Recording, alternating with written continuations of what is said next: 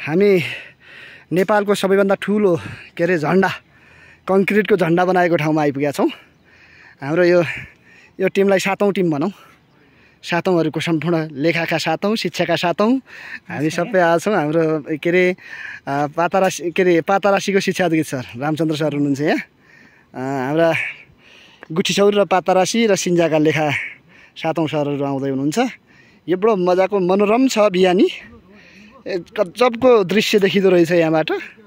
पुरै बजार, जुम्ला बजार, यो आचार्यबाडा यो सबै देखिँदो रहेछन्। हामी अब अन्तिम क्लाइमेक्समा आएका छौँ। यसलाई यो अन्तिम अब केही अलिक पर मात्रै झन्डा आइसकेको छ। यहाँ नजिकै एउटा मन्दिर रहेछ। धेरै अगाडिबाट जान पाएँ भन्ने मनै लागेको ठाउँमा आज आइया छ। जो मर्निङ वाक, स्वास्थ्य र सुन्दरता यो दुवैको संयोजन छ यहाँ। मर्निङ वाक हुँदा पनि फिजिकल एक्सर्साइज हुन्छ क्या अरे। एक्सर्साइज सँगसँगै सुन्दर दृश्य अवलोकन गर्न पाइएको छ। बिहानी अत्यन्तै सुन्दर छ।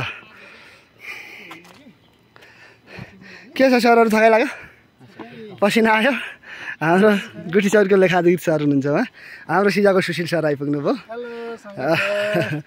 हाम्रो गणेश आचार्य सर आउनुभयो। हाम्रो अदालतमा होइन सर? अदालतमा हुनुहुन्छ। ए हो।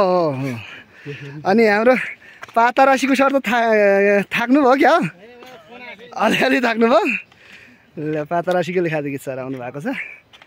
यस रमाइलो छ, बिहानी मिठो छ, बहुत मजाको। हामी मन्दिरमा छौँ। अब यो मन्दिरमा विश्राम हुँदैछ हाम्रो। अब केही समय हामी यहाँ मन्दिर विश्राम गर्छौँ अनि यसपछि हिँड्छौँ। यो बडो आस्था र सुन्दरता दुवैको सम्मिश्रण बडो गजबको रहेछ नि। बिहानै आयो, मन्दिर परिक्रमा गऱ्यो, राष्ट्रिय झन्डाका अगाडि गएर राष्ट्र भावनालाई ओतप्रोत भयो। कस्तो मजाको संयोजन भयो रहेछ। योभन्दा यतापट्टि यताको बाटो पातारासी जान्छ भने उताको बाटो गुठीचौर जान्छ। यो साह्रै सुन्दर छ दृश्य। गजब दृश्य रहेछ यहाँ।